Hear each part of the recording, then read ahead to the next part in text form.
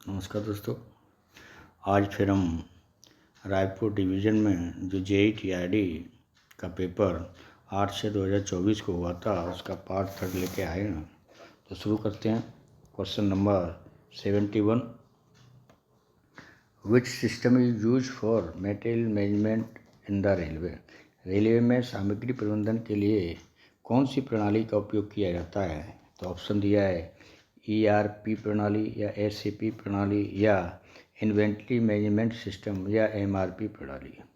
तो रेलवे में जो रेलवे सामग्री प्रबंधन के लिए कौन सी किया जाता है, ये है अपना option number C, inventory management system. कौन सा? Option number C। Next question number 72, how is the procurement process control by the store department in the railway.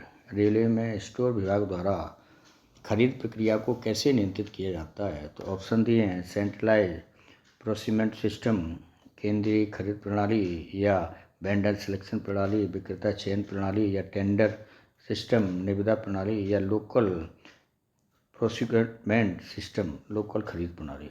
तो रेलवे में जो स्टोर विभाग द्वारा जो खरीद प्रक्रिया नियंत्रित की जाती है वो होती है tender system. Option number C। कौन सा हुआ? Option number C। Question number 73, on what basis is the clarification of item in the railway store done. Railway store में सामान का वर्गीकरण किस कोड के आधार पर किया जाता है? तो ऑप्शन दिए ABC कोड या HS कोड या NS कोड या RRC कोड। तो ये रेलवे में जो किया जाता है कौन सा होता है? ABC code. Option number A। कौन सा हुआ? Option number A। Next question number 74, how is the disposal of obsolete material manage in the store department. Store विभाग में अनुपयोगी सामग्री का निपटान कैसे किया जाता है? तो नीलामी द्वारा या रिसाइकलिंग द्वारा, पुनर्चक्रण या फिर नष्ट करना या फिर डोनेशन। तो स्टोर विभाग में जो अनयूज सामग्री होती है उसका कैसे किया जाता है? नीलामी द्वारा। Option number A। कौन से? नीलामी द्वारा। Next 75, which technology is used for tracking material in the railway store department. Railway store विभाग में सामग्री की ट्रैकिंग के लिए किस तकनीकी का उपयोग किया जाता है? तो ऑप्शन दिए हैं GPS या बार कोडिंग या RFID या QR कोड। तो ये होती है RFID। तो 75 का कौन सा हुआ? Option number C, RFID। Next question number 76, what is the main purpose of a railway pass. Railway pass का मुख्य उद्देश्य क्या है? तो ऑप्शन दिए कर्मचारियों को यात्रा सुविधा प्रदान करना या फिर सामान परिवहन की सुविधा, to faculty of goods transport या रेलवे स्टेशनों पर प्रवेश, टू एसेज रेलवे स्टेशन या टिकट बुकिंग में छूट, तो to get discount on ticket booking. तो ये होता है option number A। Option number A, to provide travel faculty of employees, कर्मचारियों को यात्रा सुविधा प्रदान करना। नेक्स्ट क्वेश्चन नंबर 77, कि which pass is given railway employ that allow free travel for them and their family. Railway कर्मचारियों को कौन सा पास दिया जाता है जो उन्हें और उसके परिवार को मुफ्त सुविधा देता है? तो ऑप्शन दिए ड्यूटी पास या प्रिविलेज पास या कम्प्लीमेंट्री पास या फिर ट्रांसफर पास। तो जानते हैं कौन सा होता है? Privilege pass. Option number B। कौन सा हुआ? Option number B। Next question number 78, what type of residential quarter are provide to railway employ. रेलवे कर्मचारियों के लिए आवास क्वार्टर किस प्रकार के होते हैं? तो ऑप्शन दिए टाइप 1, सेकेंड, थर्ड, फोर्थ या फिफ्थ या इकोनॉमी या प्रीमियम, डीलक्स या फिर स्टूडियो अपार्टमेंट विला या ABCD। तो जो रेलवे कर्मचारियों के लिए आवासीय क्वार्टर होते हैं वो कौन से होते हैं? टाइप 1, 2, थर्ड, फोर्थ और फिफ्थ। Option number A। कौन सा? Option number A. Next question, question number 79, who is the responsible for the repair and maintenance of railway quarter? Railway quarter में मरम्मत और रखरखाव की जिम्मेदारी किसकी होती है? तो रेजिडेंस निकासी की, या इंजीनियरिंग डिपार्टमेंट, या कार्मिक विभाग, या फिर कॉन्ट्रैक्ट कंपनी? तो रेलवे क्वार्टरों की मेंटेनेंस की किसकी जिम्मेदारी होती है? इंजीनियरिंग विभाग, option number B. Next question, question number 80, what type of proceed must an employ flow when vacating a railway quarter? Railway quarter छोड़ते समय कर्मचारी को किस प्रकार की प्रक्रिया का पालन करना होता है? गिवन ए, ऑप्शन दिए हैं, गिवन ए रिटन नोटिस, लिखित सूचना, या getting the quarter, inspect, quarter की जांच कराना, या फिर submitting the key of quarter, quarter की चाबी जमा कराना, या फिर ऑल ऑफ दी। तो जब कोई रेलवे कर्मचारी क्वार्टर को छोड़ता है तो उसे ये सभी प्रक्रियाएं करनी पड़ती हैं। लिखित में सूचना भी देनी पड़ती है, क्वार्टर की जांच भी कराई जाती है, और क्वार्टर की चाबी भी जमा की जाती है। Question number 81, what is the full form of APAR? अपार, अपार का पूरा रूप क्या है? तो एनुअल परफॉर्मेंस अप्रेजल रिपोर्ट। तो इसका होगा ऑप्शन नंबर ए। कौन सा होगा? Option number A. Next question, question number 82, for what purpose in the अपार प्रिपेयर्ड? अपार किस उद्देश्य से तैयार किया जाता है? तो ऑप्शन दिए हैं, डिटर्मिनेशन ऑफ एम्प्लॉय सैलरी, कर्मचारियों के वेतन निर्धारित करने में, या फिर इवोल्यूशन ऑफ एम्प्लॉय प्रमोशन, कर्मचारियों के पदोन्नति का मूल्यांकन करने में, या फिर टर्मिनेशन ऑफ एम्प्लॉय सर्विस, कर्मचारियों की सेवाओं के समापन में, या फिर रिव्यू ऑफ एम्प्लॉय परफॉर्मेंस, कर्मचारियों की प्रदर्शन समीक्षा के लिए। तो जो अपार तैयार किया गया है वो किसके लिए होता है? कर्मचारियों की प्रदर्शन समीक्षा, review of employ performance, option number D. Next question, question number 83, how is an employ performance measured in APAR? APAR में, एपीआर में कर्मचारी के प्रदर्शन को किस प्रकार मापा जाता है? तो क्वांटिटेटिव इंडिकेटर, मात्रात्मक संकेत, या फिर क्वालिटेटिव एनालिज, गुणात्मक, या फिर फीडबैक एंड कमेंट, या फिर सभी? तो APAR में क्या होता है? ये सभी प्रक्रियाएं होती हैं। तो option number D. Next question, question number 84, what type of rating are given in APAR?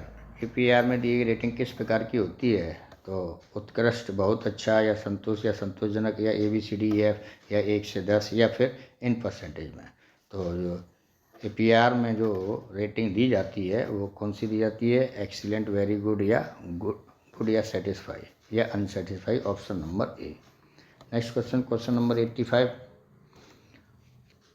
For what purpose are the concluding of APAR use? APAR के निष्कर्ष किस उद्देश्य के उपयोग के लिए किए जाते हैं? प्रमोशन के लिए, या फिर ट्रेनिंग नीड्स, या फिर सैलरी इंक्रीमेंट, या फिर उपयुक्त सभी? तो APAR का जो निष्कर्ष होता है ये सभी में होता है, प्रमोशन में भी, ट्रेनिंग नीड्स में भी, और सैलरी इंक्रीमेंट में भी। तो option number D. Next question, question number 86, CRS का अर्थ है कमिश्नर ऑफ रेलवे सेफ्टी, या सेंट्रल रेलवे स्टेशन, या सेंट्रल रिजर्वेशन सिस्टम, या कम्युनिटी ऑफ रेलवे स्टैंडर्ड्स? तो CRS का जो अर्थ होता है वो होता है option number A, commissioner of railway safety, option number A. Next question, question number 87, DMU का पूरा नाम? DMU का ऑप्शन दिए, डीजल इलेक्ट्रिक मैग्नेटिक यूनिट, या डीजल इलेक्ट्रिक मल्टीपल यूनिट, या DU मोटर यूनिट, या डायनामिक मोटर यूनिट? तो DMU का जो फुल फॉर्म होता है वो होता है diesel electric multiple unit, option number B. कौन सा होगा? Option number B. Next question, question number 88, TC का पूरा नाम क्या है? TC का पूरा रूप? ऑप्शन दिए, ट्रेवल कोऑर्डिनेटर, या टिकट कलेक्टर, या ट्रेन कंट्रोलर, या ट्रांसिट क्लर्क? तो जो TC का फुल रूप होता है वो ticket collector option number B. कौन सा होगा? Option number B. Next question, question number 89, EMU का क्या मतलब है? तो ऑप्शन दिए इलेक्ट्रिक मोटर यूनिट, या इंजन मैनेजमेंट यूनिट, या इलेक्ट्रिक मल्टीपल यूनिट, या फिर इंजन मैन्युफैक्चरिंग यूनिट। तो EMU का जो होता है वो होता है electric multiple unit, option number C. कौन सा? Option number C. Next question, question number 90, DAR के संदर्भ में NIP का क्या अर्थ है? In reference of DAR NIP stand for. तो ऑप्शन दिए हैं notice to imposition of penalty लगाने की सूचना, या फिर नॉट इम्पोर्टेंट पर्सन महत्वपूर्ण व्यक्ति नहीं है, या फिर नॉट इंटेलिजेंट पर्सन बुद्धिमान व्यक्ति नहीं है, या फिर नन ऑफ गिवन है। तो इसमें ये होता है ऑप्शन नंबर ए। NIP का क्या होता है? Notice of imposition of penalty लगाने की सूचना, option number A. Next question, question number 91, which of the following portal is designed of government employ to leave a record to their experience while in government service. निम्नलिखित में से कौन सा portal सरकारी कर्मचारियों के लिए सरकारी सेवा में रहते हुए अपने अनुभवों का रिकॉर्ड छोड़ने के लिए डिजाइन किया गया है? तो HRMS, या LIMBS, या फिर अनुभव, या फिर निवारण। तो कौन सा होता है? अनुभव, option number C. Next question, question number 92, 100% rate of TA of employee in pay matrix level 1 to 5 is till दिसंबर 2003। पे मैट्रिक लेवल 1 से 5 तक कर्मचारियों के TA की दर 100% दर दिसंबर 2023 तक थी। तो कितनी थी? 100%। कितनी थी? 500। तो ऑप्शन नंबर बी। कौन सी थी? 500। अब कितनी है? 625। Next question, question number 93, which of the following test should be done before connecting a wiring to the main line. तारों को मुख्य लाइन से जोड़ने से पहले कौन सा परीक्षण किया जाना चाहिए? तो IR टेस्ट, या फिर कंटिन्यूटी टेस्ट, या पोलरिटी टेस्ट, या फिर एनी ऑफ अबव, इनमें से कोई भी। तो जब तारों के मुख्य लाइन से जोड़ने से पहले क्या करते हैं? IR test, option number A. कौन सा होगा? IR test. Next question, question number 94, in delta connection line current lag behind phase current by. डेल्टा कनेक्शन में लाइन करंट फेज करंट से होती है कितनी? 30 डिग्री, या 60 डिग्री, या 90 डिग्री, या 120 डिग्री।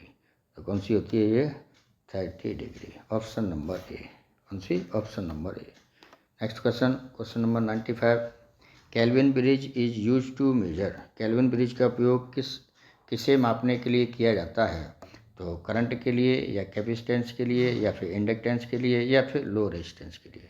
तो केल्विन ब्रिज का जो उपयोग किया जाता है वो लो रेजिस्टेंस के लिए किया जाता है। तो ऑप्शन नंबर डी।